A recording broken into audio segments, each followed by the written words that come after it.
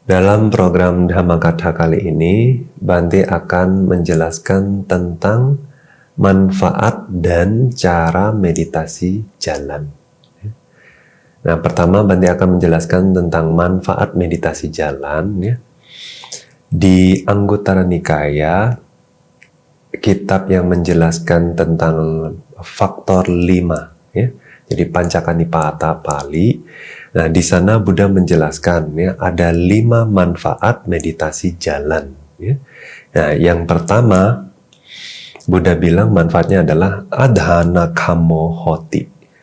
Adhana kamo hoti artinya kalau kita terjemahkan secara literatur itu berarti bagi mereka yang suka atau rajin gitu ya meditasi jalan itu menjadi orang yang sabar akan perjalanan jauh.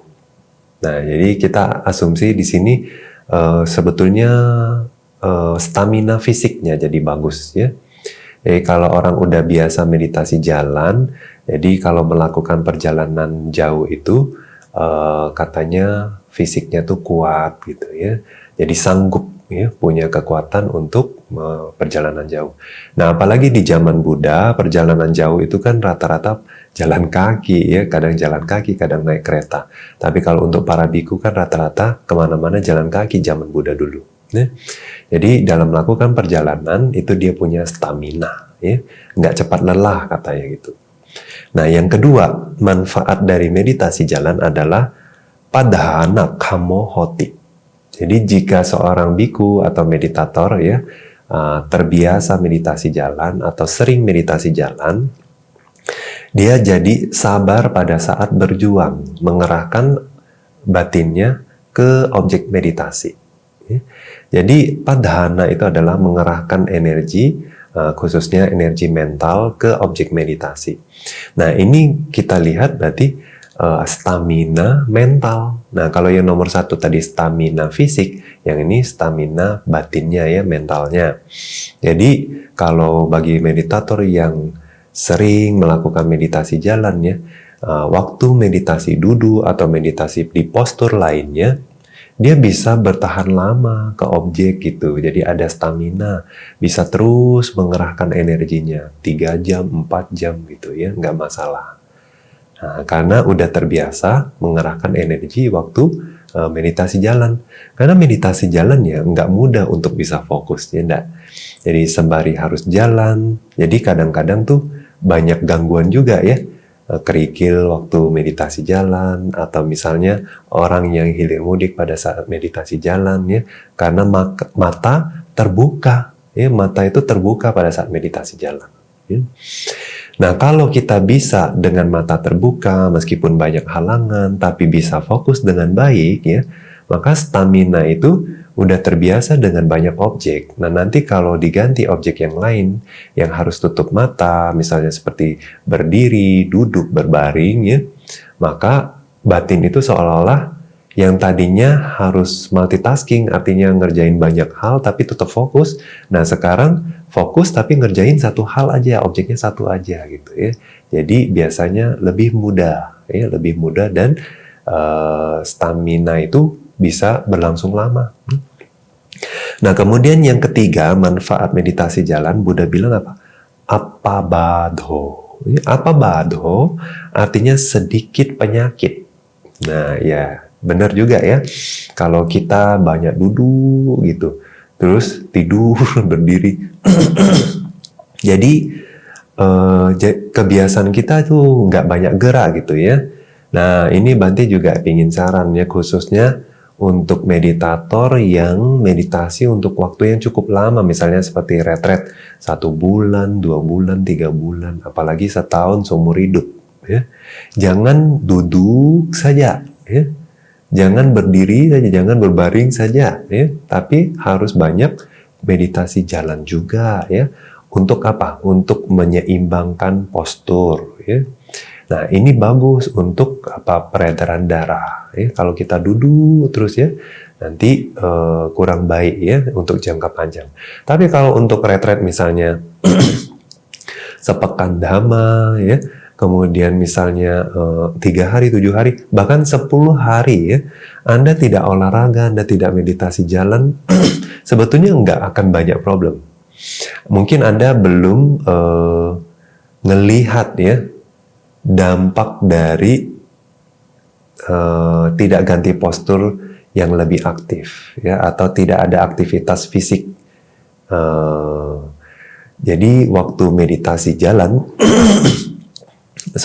waktu ikut retret misalnya 10 hari ya, Anda tidak olahraga, Anda tidak banyak gerak, itu mungkin bagi orang yang sehat tidak akan kelihatan dampak buruk yang signifikan ya. Nah, jadi bagi mereka yang ikut retret untuk waktu yang lama, nah itu perlu ya, perlu meditasi jalan, perlu kadang juga olahraga. Kalau kita bandingin zaman Buddha dulu ya, itu para biku ya, kenapa bisa duduk lama seharian ya gitu? Karena mereka kalau kita pelajari Winaya banyak aktivitas ya. Di dalam wihara harus nimba air, nggak ada seperti kita sudah ada pipa dan lain sebagainya, ada listrik pompa, nggak ada. Ya, zaman dulu semua isi di ember, semua isi di kendi. Air minum, air cuci kaki, air di toilet, ya. Nah, semuanya perlu air. Ya. Jadi mereka timba air, ya, ambil air dari mata air, timba air, terus isi ya, semua wadah air yang kosong. Ya. Nah, kemudian mereka juga pindah cara. Pindah cara tidak seperti zaman sekarang, pindah cara di dalam wihara, sudah dimasakin. Ya. Nggak jalan jauh. Kalau zaman dulu, wah, itu harus jalan jauh. Karena rata-rata biku tinggal di hutan di luar pemukiman. Jadi jalan setidaknya 1 kilo gitu ya. Nanti pulang juga 1 kilo lagi. Nah, jadi sembari bawa mata gitu ya, sembari bawa jubah dan lain sebagainya. Nah, jadi mereka udah otomatis olahraga ya. Terus nyapu wihara gitu, nggak zaman sekarang udah disapuin banyak pekerja wihara gitu, atau kadang-kadang banyak simpatisan atau volunteer dari luar bantuin kerja bebersih gitu. Enggak, kalau zaman dulu ya semua dikerjakan sendiri, nyapu juga sendiri ya, juga tempat tinggal, belum lagi kalau di atas bukit ya. Nah, jadi otomatis mereka udah terbiasa dengan aktivitas fisik setengah hari ya. Bantu perhatiin kalau kita pelajari Winaya itu sampai pulang pindah cara ya, udah tengah hari baru mereka mulai meditasi ya, kadang sampai sore, kadang sampai malam gitu ya. Nah, jadi makanya ya kalau aktivitas fisik juga ada, kita sembari meditasi ya, jadi fisik sehat, batin juga bagus ya. Nah, makanya penyakit juga sedikit katanya. Kemudian manfaat yang keempat Buddha jelaskan, asitang pitang kayitang saitang sama parinamang gacchati, kata Buddha ya. Apa artinya?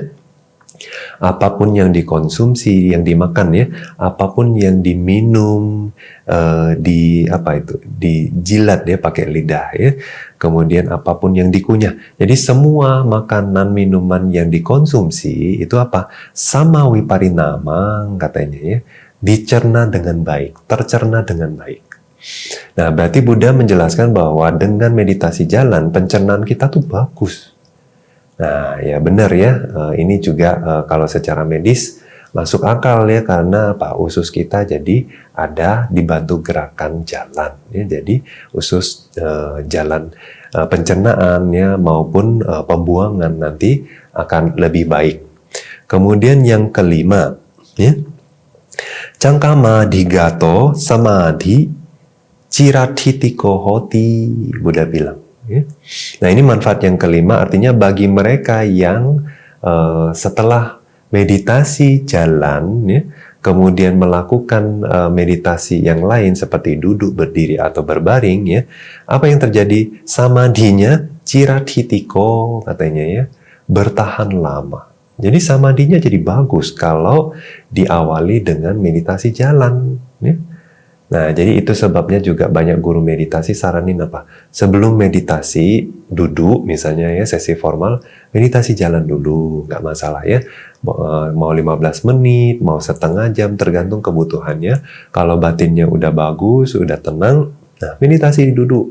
Nah, meditasi duduknya akan bagus ya. Nah, dijelaskan di kitab Atthakatha dari kitab ini. Sutta ini namanya Cangkamana Sutta, ya, Cangkama Sutta. Jadi di kitab Adha Kata dari Cangkama Sutta ini dijelaskan kalau bagi mereka yang mendapat objek meditasi, artinya objek meditasinya berhasil terpegang oleh batinnya dengan baik gitu ya. Nah itu misalnya terpegang pada saat berdiri, artinya dapat konsentrasi pada saat berdiri ya.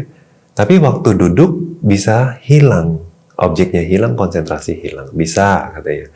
Nah juga bagi mereka yang misalnya udah objek itu bisa terpegang dengan baik pada saat duduk ya, tapi pada saat dia pindah postur seperti berbaring, nah objek bisa hilang, konsentrasi bisa hilang. Nah tapi dijelaskan bahwa bagi mereka yang mendapatkan objek atau objek terpegang dengan baik pada saat dia meditasi jalan ya, atau dengan kata lain konsentrasi didapatkan pada saat meditasi jalan.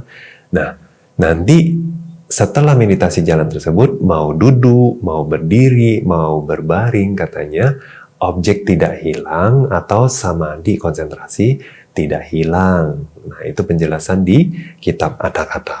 Nah jadi kita tahu ya, penting ya meditasi jalan. Karena Bante sering dengar gitu bahwa yogi nggak suka jalan. Alasannya macam-macam, karena gampang capek lah, supaya mau reserve ya, maksudnya lebih hemat energi katanya, biar duduknya bisa lama dan lain sebagainya.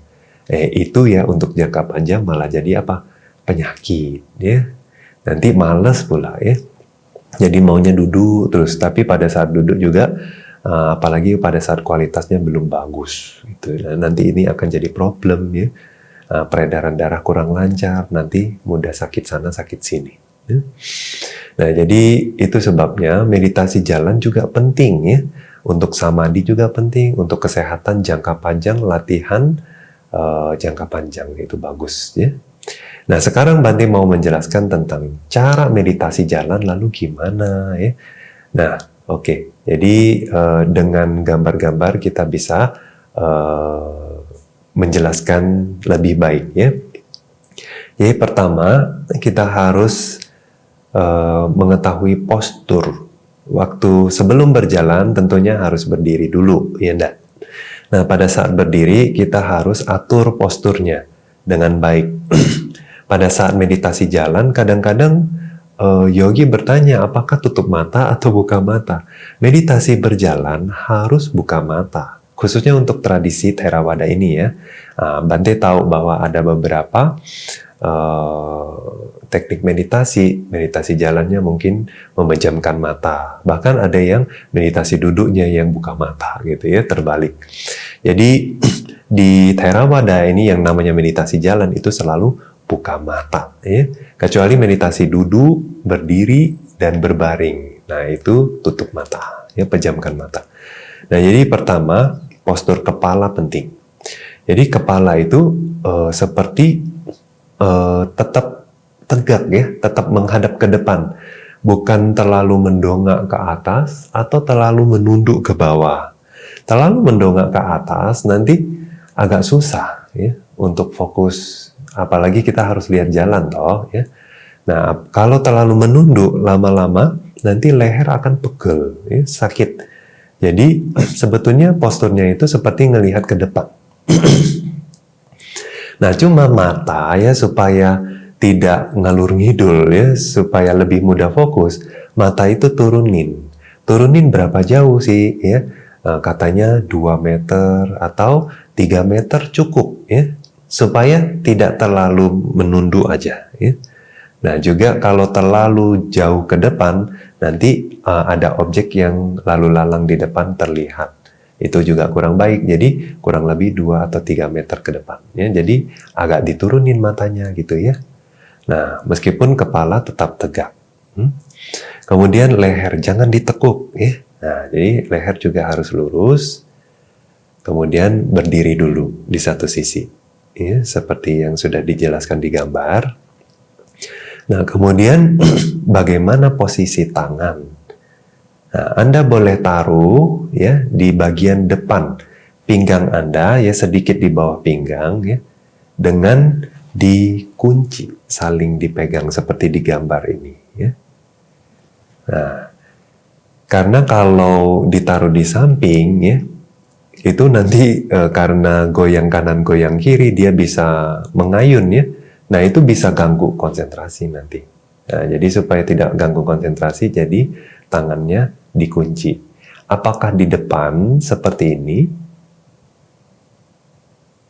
atau di belakang seperti ini? Nah, jadi tangannya dikunci, ya. Nah, setelah berdiri dengan tangan terkunci seperti ini, apakah di belakang atau di depan, ya. Nah, kita mulai jalan. Nah, pada saat jalan juga, jalan itu bukan muter-muter, ya, tapi bolak-balik, ya, ke depan, kemudian nanti putar badannya, balik lagi, ya. Jadi cuma satu jalur saja, ya. Nah, dengan demikian, jalur yang kita ambil itu juga tidak boleh terlalu panjang, tidak boleh terlalu pendek juga. Jadi kurang lebih berapa panjang Bante atau berapa jauh gitu ya. Mungkin 6 meter. Ya. Kalau lebih pendek dari 6 meter, itu agak susah. Karena sebentar-sebentar kita harus berbalik, sebentar kita harus berbalik. Ya. Jadi agak susah konsentrasi. Jadi minimal 6 meter bisa ya, 8 meter masih oke ya. Nah itu, jangan terlalu jauh, jangan terlalu dekat.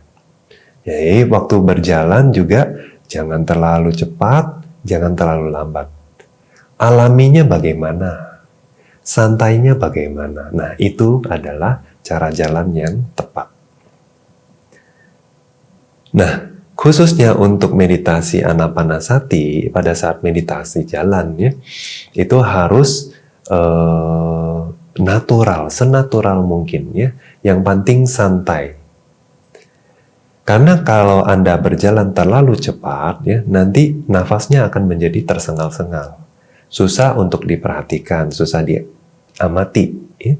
Tapi kalau kita jalan terlalu pelan, nanti kita mengontrol nafas, mengendalikan nafas. Nafas tidak alami, yang mana bukan prinsip meditasi Anapanasati, meditasi pernapasan. Ya. Jadi, nafas harus tetap alami, makanya jalan itu jangan perhatiin kaki. Ya. Jadi, waktu meditasi Anapanasati, kita memperhatikan keluar masuknya nafas. Jadi, jalan itu tidak perlu kita perhatiin, angkat kaki, mendorong kaki, menapak kaki, gitu. Jangan diperhatikan ya. Nah, jadi itu biarkan terjadi secara alami. Karena kita sudah belajar jalan seumur hidup ya, tidak perlu kita lagi memperhatikan postur jalan kita. Ya. Jadi kita perhatikan nafas sealami mungkin. Ya. Nah biasanya kadang-kadang mungkin Anda menyaksikan, oh beberapa yogi jalannya pelan sekali. Ya. Oh itu pasti salah. Nah jadi jangan menghakimi seperti itu juga ya. Karena apa? Prinsipnya kita waktu meditasi jalan, kecepatan itu harus alami. Yang penting patokannya apa? Relax. Ya. Nah, waktu nafas menjadi semakin lambat dan semakin halus, biasanya secara alami kita akan melambat. Nah, tapi jangan dengan sengaja melambat. Ya. Nah, itu wejangan dari Bante. Jadi, tolong diperhatikan waktu meditasi jalan, santai aja, ya senatural mungkin. Nanti kalau dia otomatis alaminya melambat, ya enggak apa-apa, ya, biarkan begitu saja. Kita juga kadang-kadang tidak tersadari bahwa sudah melambat sendiri karena kita asik dengan objek meditasi nafas. Ya. Nah dengan demikian ya Anda bisa bertekad dari awal jalan sampai ke ujung jalur jalan saya ya. Saya tidak mau membiarkan pikiran saya mengembara. Nah, dengan demikian, Anda bikin tekad di dalam batin. Ya. Jika Anda bikin tekad seperti ini, pikiran akan lebih tajam, kesadaran akan lebih lama ke objek meditasi. Ya. Nah, jadi kalau Anda sudah berhasil, Anda coba dulu beberapa kali. Ya, satu jalur. Nah, kalau sudah bisa berhasil mungkin 3 atau 5 kali ya, tanpa berpikir ya, nah Anda bisa meningkatkan targetnya atau tekadnya ditingkatkan misalnya bolak-balik. Jadi dari sini sampai ke ujung jalur, kemudian sampai balik lagi ke sini. Saya tidak akan berpikir. Nah, dengan demikian Anda pelan-pelan mendorong kemampuan Anda, mendorong batas kemampuan stamina batin Anda. Nah, dengan demikian meditasi jalan menjadi sangat menarik, sangat menantang. Anda akan penasaran. Saya pasti bisa lebih baik lagi, lebih baik lagi, lebih baik lagi. Nanti tidak Anda disadari bahwa meditasi jalan juga bisa mendapatkan konsentrasi yang bagus. Bahkan beberapa yogi, meditator yang berlatih meditasi pernapasan bisa melihat nimitta pada saat meditasi jalan. Ya. Nah, demikian Bante sudah menjelaskan manfaat dari meditasi jalan dan cara meditasi jalan. Demikian penjelasan Bante dalam program Dhammakatha kali ini.